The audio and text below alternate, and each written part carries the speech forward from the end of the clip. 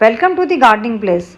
आज का टॉपिक पूरा लौकी की बेल यानी कि बॉटल गार्ड की वाइन के ऊपर है। आज हम किसी खाद के बारे में, किसी बोन मील, किसी गोबर की खाद या फिर नीम खली या जो भी खाद या किचन वेस्ट कंपोस्ट हम बनाते हैं उसके बारे में बात नहीं करेंगे। आज कुछ दो चीज़ें मैं ऐसी बताऊंगी, जिस तरीके से आप मेरी लौकी की बेल को देख रहे हैं उसी तरीके से आपकी लौकी की बेल दुगनी तेज़ी से बढ़ने लग जाएगी। लौकी की बेल में फ्लावर्स आते हैं लेकिन वो फ्रूट में कन्वर्ट नहीं होते, या फिर मेल फ्लावर्स आते हैं और फीमेल फ्लावर्स नहीं आते, या फीमेल फ्लावर्स अगर पॉलिनेट हो जाते हैं और वो फ्लावर फिर झड़ जाता है तो फ्रूट में कन्वर्ट नहीं होता। अगर फ्रूट में कन्वर्ट होता है तो एक छोटे साइज़ में ही वो अंदर से सड़ने लग जाता है। इस टाइप की फ्रूटिंग पाने के लिए सबसे पहली चीज़ है कि हमारा जो आप ग्रो बैग का चयन करते हैं उसका साइज़, उसकी डेप्थ एटलीस्ट 20 इंचेस होनी चाहिए। फिर हम बात करते हैं, आपने मान लीजिए आपने बहुत सारी खाद ऐड कर दी, आप बायो फर्टिलाइज़र्स भी डाल रहे हैं, लेकिन आपकी लौकी की बेल में वो ग्रोथ नहीं हो रही जैसा कि आप चाहे देखते हैं या अपने पड़ोसी के घर में देखते हैं, वो ग्रोथ आपकी लौकी की बेल में नहीं हो रही। तो मैं दो ऐसी चीज़ों के बारे में बताऊंगी आपको जो आपको मार्केट में किसी खाद की दुकान में नहीं मिलेगी, आपको ऑनलाइन ऑर्डर करने पर भी वो आपको नहीं मिलेगी, ना ही आपको किसी नर्सरी शॉप में आपको मिलेगी। वो दो ऐसी चीज़ें हैं जिसके लिए आपको कोई पैसे खर्च नहीं करने होंगे, वो आपके आसपास है और उसमें से एक चीज़ तो आपके घर में ही है जिसका शायद आप रोज़ ही यूज़ करते हैं। तो वो पहली चीज़ है वुड ऐश यानी कि राख, जो कि लकड़ी, जैसे आपके आसपास कोई घर बन रहा हो तो कुछ लोग खाना बनाते हैं और उसके अंदर जो राख, लकड़ी जलाने से जो राख बच जाती है या फिर कंडे जला के जो राख होती है, और अगर आपको वो भी ना मिले, जो प्रेस वाले होते हैं उनके पास कोयले की राख होती है, आप उसका भी यूज़ कर सकते हैं।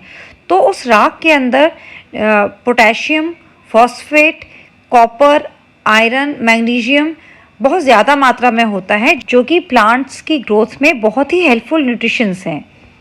और वुड ऐश के इस्तेमाल से फीमेल फ्लावर्स बहुत प्रमोट होते हैं। फीमेल फ्लावर्स हमारी लौकी की बेल में बहुत ज़्यादा मात्रा में आने लगते हैं, लेकिन इसको डालना बहुत कम है। मैं आपको आगे दिखाऊंगी कि इसको कितनी क्वांटिटी में और कैसे डालना है हमें अपने प्लांट्स में। वुड ऐश के यानी कि राख के इस्तेमाल से पेस्ट कंट्रोल भी होता है। अगर हमारे मान लीजिए लौकी की बेल में, जड़ में उसके किसी टाइप का फंगल इन्फेक्शन या बैक्टीरियल इन्फेक्शन है, वुड ऐश के इस्तेमाल से वो भी काफ़ी हद तक कम हो जाता है। ये हमारे कंटेनर में होने वाले स्नेल्स, स्लग्स और पेस्ट को भी कंट्रोल करता है। जैसा कि मैंने बताया कि वुड ऐश के अंदर पोटेशियम और फॉस्फेट, कॉपर, आयरन, मैग्नीशियम अच्छी मात्रा में होते हैं। तो जैसे कि पोटेशियम है, पोटेशियम क्या करेगा, आपके फलों के साइज़ को इंक्रीज़ करेगा। और फॉस्फोरस क्या करेगा, मान लीजिए आपका फल, जो आपका फूल है, फीमेल फ्लावर है, वो फ्रूट में कन्वर्ट नहीं हो रहा, तो फॉस्फोरस की सहायता से वो फीमेल फ्लावर पॉलिनेट होगा और फ्रूट में कन्वर्ट होगा। और जिस तरीके की फ्रूटिंग आप सामने देख रहे हैं उस तरीके की फ्रूटिंग आपके बगीचे में आपको मिलेगी और आपकी लौकी की बेल का प्रोडक्शन बहुत ही अच्छा होगा, जैसे कि मेरी लौकी की बेल का प्रोडक्शन हो रहा है। तो ये वुड ऐश है, इसको मैं आपको डाल के दिखाती हूँ कि इसको पौधों में डालना कैसे है। चलिए स्टार्ट करते हैं। जैसे ये मेरी लौकी की बेल है, इसकी जड़ यहाँ पर है, तो मैं इसके अराउंड एक रिंग बनाऊंगी। जैसे कि मैं बना रही हूँ वैसे ही आपको बनाना होगा जड़ के पास। ये देखिए, अगर मैं मिट्टी हटाती हूँ मैं दिखाऊंगी। ये देखिए, ये लौकी की जड़ मेरी बाहर है, यहाँ पर भी लौकी की जड़, ये देखिए ये बाहर है। तो यहाँ पे मैं डालूंगी वुड ऐश को। जैसे ये वुड ऐश है, इसको मुझे इतना ही डालना है इस पूरी बेल के लिए। ये 24 बाई 24 का ग्रो बैग है, इसमें हमको इतना ही वुड ऐश डालना है। इसको मैं इसके अंदर फिल कर दूंगी जिससे डायरेक्ट इसको रूट में मिल जाए। देखिए कील निकल आई, तो इसको मैं यहाँ पर ऐसे डाला जाएगा और ये जो मिट्टी निकाली इसे हम इसको कवर कर देंगे। तो ये तो पड़ गई हमारी वुड ऐश, जो हमारे पौधे को अच्छी मात्रा में potassium, phosphate, calcium, zinc, iron सब कुछ देगी। और नेक्स्ट जो चीज़ आती है उसकी हम बात करते हैं। तो दूसरी चीज़ आती है बटर मिल्क।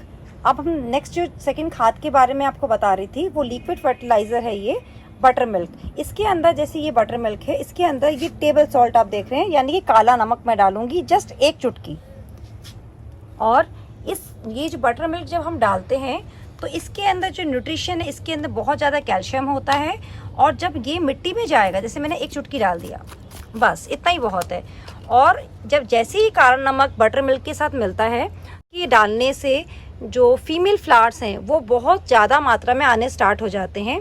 इसके अंदर इसको डालने से कैल्शियम मिलता है पौधों को, और क्योंकि छाछ है, ये बटर मिल्क है, ये मिट्टी के अंदर माइक्रोबियल एक्टिविटीज़ को बढ़ा देती हैं। मिट्टी के अंदर बहुत सारे अच्छे बैक्टीरियाज होते हैं जो कि छाछ या बटर मिल्क डालते ही मल्टीप्लाई होना स्टार्ट हो जाते हैं।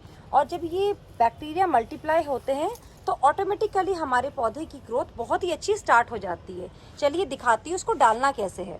ये 5 लीटर पानी है, इसके अंदर मैं ये ग्लास बटर मिल्क का डालूंगी और बस यहीं से हमारी माइक्रोबियल एक्टिविटी स्टार्ट हो जाएगी इसको डालते ही। ये देखिए, ये कैल्शियम की कमी को पूरा करेगा प्लांट्स में और मेरे प्लांट्स के अंदर गुड बैक्टीरियाज को इंक्रीज करेगा। आपने देखा जैसे मैंने 2 चीज़ों का इस्तेमाल किया, यानी कि वुड ऐश और एक बटर मिल्क यानी कि छाछ का, तो उन सबको डालने से मेरे आप लौकी के पौधे की ग्रोथ देखिए, उसकी फ्रूटिंग देखिए, और ये फ्रूटिंग आपके घर में भी आ सकती है अगर आप इस चीज़ का, इन दोनों चीज़ों का यूज़ करते हैं। तो अच्छे से फ्रूटिंग पाने के लिए इन 2 चीज़ों का यूज़ करिए, तो आपको भी इसी टाइप की फ्रूटिंग मिलेगी। आपके घर में बहुत सारी लौकियाँ होंगी और आपके पड़ोसी पूछेंगे आप ऐसा क्या डालते हैं जिससे आपके घर में इतनी अच्छी फ्रूटिंग हो रही है, और आपकी भी उतनी ही तारीफ़ होगी। लेकिन इसका मतलब ये नहीं है कि आपने वुड ऐश डाल दिया और छाछ डाल दिया तो बाकी कंपोस्ट आप ना डालें। आपने रेगुलर कंपोस्ट, गोबर की खाद का यूज़ करते रहें, और 15 डेज़ के इंटरवल में आप एक बार छाछ डालिए थोड़ा सा काला नमक डाल के, और 15 डेज़ के इंटरवल में आप वुड ऐश डालिए, और आप फिर अपने पौधों की ग्रोथ देखिए। अगर आपकी पौधों की ग्रोथ अच्छी होती है तो आप प्लीज़ कमेंट करके मुझे बताइए, और आपको मेरी वीडियो पसंद आती है तो please like, share and subscribe. Thanks for watching.